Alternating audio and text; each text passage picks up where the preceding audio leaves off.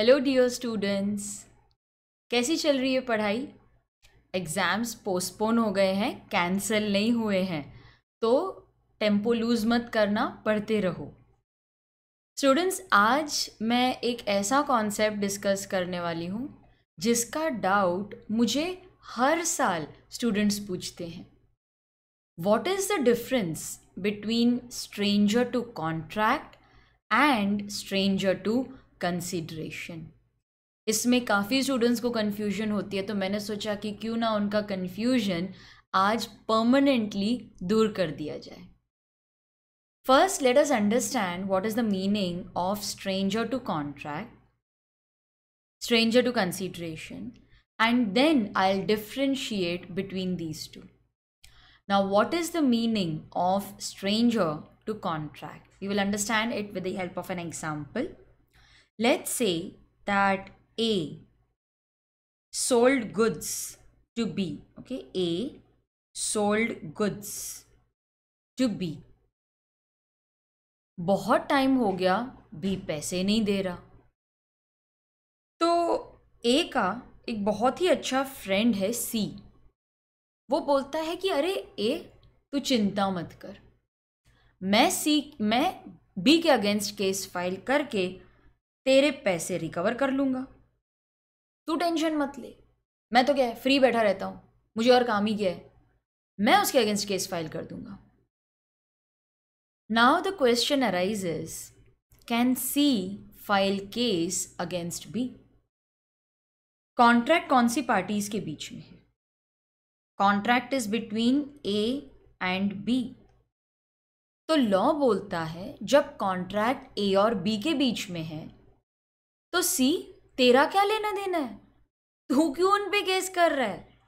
अगर कुछ गड़बड़ हो भी गई तो A है ना, A B पे केस फाइल करेगा, और अगर मान लो A ने गुड्स नहीं दिए होते तो B केस फाइल करता। तू कौन है उन पे केस करने वाला, तेरा क्या लेना देना है कॉन्ट्रैक्ट में?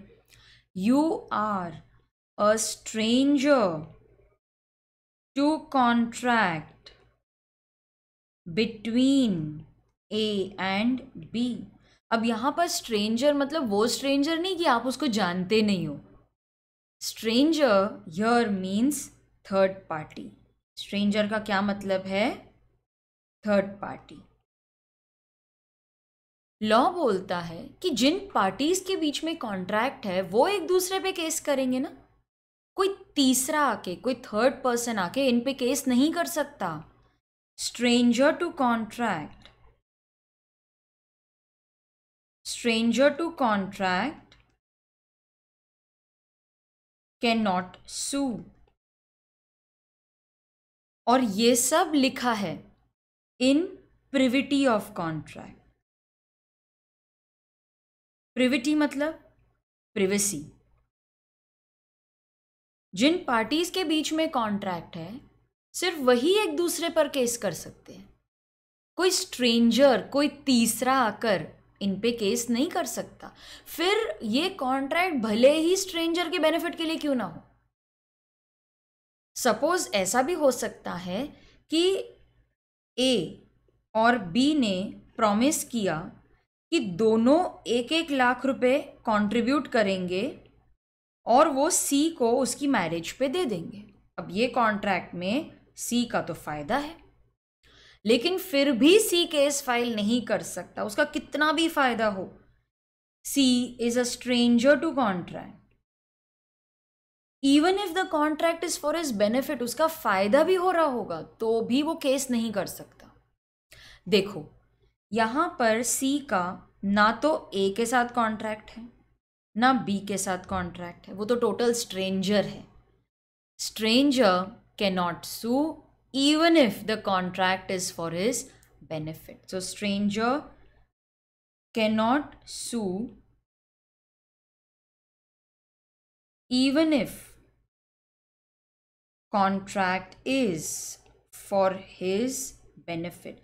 लेकिन आप बोलोगे मैम हमने तो पढ़ा है, एक्सेप्शंस पढ़े हैं हमने, वहाँ पर स्ट्रेंजर के अगर बेनिफिट के लिए कॉन्ट्रैक्ट होता तो वो केस कर सकता है। नहीं, आप हेडिंग्स देखो, अगर ट्रस्ट क्रिएट किया गया है, अगर फैमिली सेटलमेंट है तब बेनिफिशियरी केस फाइल कर सकता है। क्या ये कोई एक्सेप्शन है? नहीं ना। तो जब तक वो एक्सेप्शन में ना आ जाए केस फाइल नहीं किया जा सकता। तो यहाँ पर हम एक और पॉइंट लिख देंगे, stranger can sue under exceptional circumstances only। तो कितने सारे डिफरेंसेस हमने कर लिए कि यहाँ पर स्ट्रेंजर कोई भी हालत में केस फाइल नहीं कर सकता। Stranger can not sue even if the contract is for his benefit. He can sue only under exceptional circumstances। तो ये स्ट्रेंजर का कॉन्सेप्ट आपको समझ में आ गया। सी का ना ए के साथ कॉन्ट्रैक्ट है ना बी के साथ, तो जब तुम्हारा कॉन्ट्रैक्ट ही नहीं है तो फिर केस कैसे करोगे? कॉन्ट्रैक्ट होगा तभी केस करोगे ना। सी का तो किसी भी पार्टी के साथ कॉन्ट्रैक्ट नहीं है।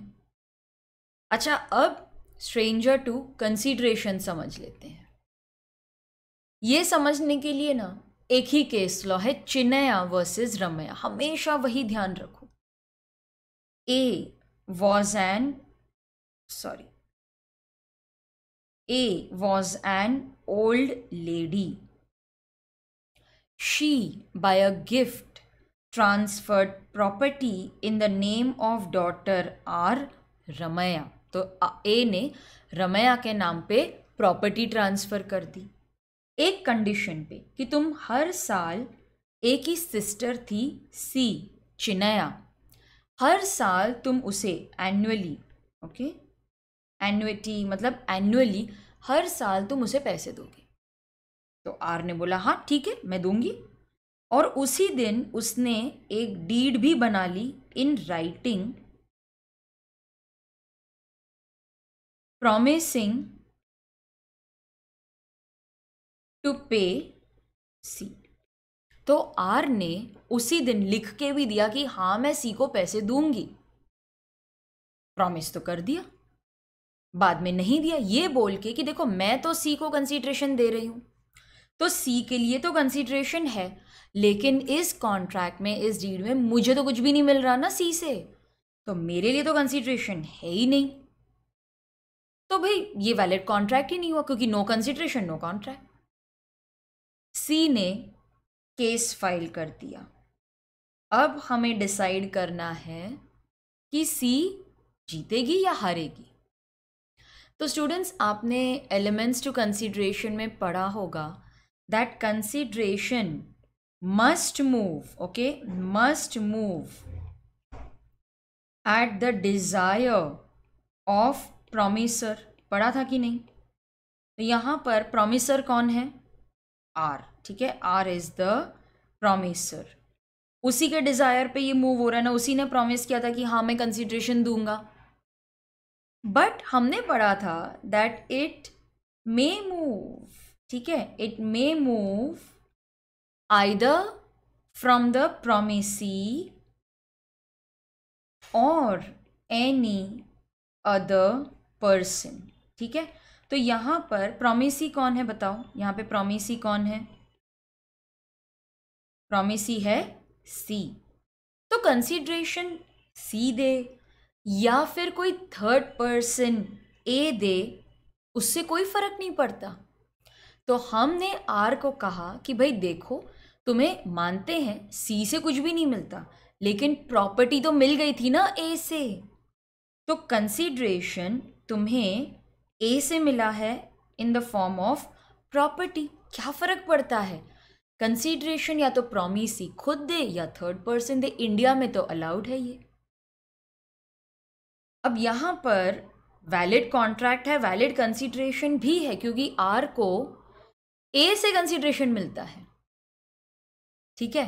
तो ये कॉन्सेप्ट आपको समझ में आ गया। अब हम स्ट्रेंजर टू कंसीडरेशन पर आते हैं। यहां पर केस लॉ में मुझे बताओ कंसीडरेशन कहां पर मूव हो रहा है? ए और आर के बीच में, है कि नहीं? तो कंसीडरेशन ए और आर के बीच में मूव हो रहा है, लेकिन उसका बेनिफिट किसको मिलता है? सी को। क्या बेनिफिट मिल रहा है? अरे एन्युटी मिल रही है ना। तो कंसीडरेशन ए और आर के बीच में है, लेकिन उसका बेनिफिट सी को मिलता है।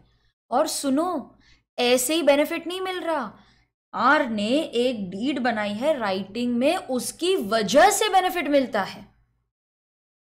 तो यहां पर because C is getting the benefit as a result of the deed, C is stranger to consideration. कैसे स्ट्रेंजर? कंसीडरेशन मूव हो रही है ए और आर के बीच में, लेकिन उसका बेनिफिट किसी तीसरे थर्ड पर्सन को मिलता है। सी इज स्ट्रेंजर टू कंसीडरेशन। और ऐसे ही नहीं मिलता, डीड है इसीलिए मिला है। तो मैं यहां पर लिख देती हूं, अब हम डिफरेंस बिटवीन के बारे में की तरफ आ गए हैं। सो सी द स्ट्रेंजर, मैं इधर लिख देती हूं, see the stranger to consideration receives benefit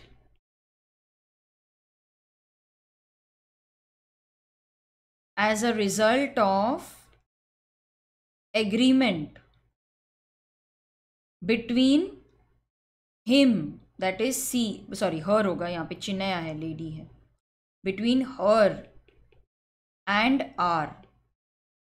इसीलिए वो स्ट्रेंजर टू कंसीडरेशन है। क्यों? Because C receives benefit as a result of agreement. सुनो, अगर एग्रीमेंट नहीं होती, if there was no agreement, ठीक है, between R and C, then in that case C would have become stranger to contract, और उस केस में C would not have filed a case. ठीक है, उस केस में हम सू नहीं कर सकते, क्योंकि स्ट्रेंजर टू कॉन्ट्रैक्ट तो केस फाइल कर ही नहीं सकता। तो स्टूडेंट्स, एक बात याद रखना कि स्ट्रेंजर टू कंसीडरेशन वो होता है जिसे बेनिफिट तो मिलता है, लेकिन एक एग्रीमेंट की वजह से मिलता है। यहां पर देखो, सी का आर के साथ कॉन्ट्रैक्ट है, उस कॉन्ट्रैक्ट की वजह से बेनिफिट मिलता है। अब स्ट्रेंजर कॉन्ट्रैक्ट में देखो, क्या सी का ए या बी किसी के साथ भी कॉन्ट्रैक्ट था? नहीं था ना, इसीलिए सी टोटल स्ट्रेंजर है, वो केस नहीं कर सकता। लेकिन चिन्नया वर्सेस रमैया में सी का आर के साथ तो कॉन्ट्रैक्ट था ना, और उस कॉन्ट्रैक्ट की वजह से, उस एग्रीमेंट की वजह से उसको बेनिफिट मिलता है। तुम्हें बेनिफिट मिल रहा है, एक एग्रीमेंट की वजह से मिल रहा है, you are stranger to consideration. तो अब डिफरेंस के दो ही पॉइंट्स हैं। पहला पॉइंट, स्ट्रेंजर टू कॉन्ट्रैक्ट में आपका दोनों पार्टीज में से किसी के साथ भी कॉन्ट्रैक्ट नहीं है, ना ए के साथ है ना बी के साथ है। लेकिन स्ट्रेंजर टू कंसीडरेशन में आपका दोनों में से कोई भी एक पार्टी के साथ कॉन्ट्रैक्ट है, तभी आप स्ट्रेंजर टू कंसीडरेशन हो। दूसरा point, stranger to contract cannot sue, stranger to consideration can sue. तो स्टूडेंट्स, ये थे दो differences between stranger to contract and consideration. तो आई होप आपको डिफरेंस बिटवीन समझ में आ गया होगा। If you want to copy this note, तो मैं वीडियो थोड़ा सा पॉज कर देती हूँ, आप लिख लो, आप खुद ही पॉज करके लिख लो। ये था पहला और ये था उसके बाद में। एंड स्टूडेंट्स, आई होप आपको कॉन्सेप्ट समझ में आ गया होगा, अभी कोई भी डाउट नहीं होगा। अगर आपको ये नोट पसंद आया है तो प्लीज़ वीडियो को लाइक और शेयर ज़रूर कीजिएगा, and don't forget to subscribe to your wonderful channel theory masters learning, जहाँ पर वीडियोस स्पेशली आपके लिए ही बनाए जाते हैं, आपके रिक्वेस्ट पे बनाए जाते हैं।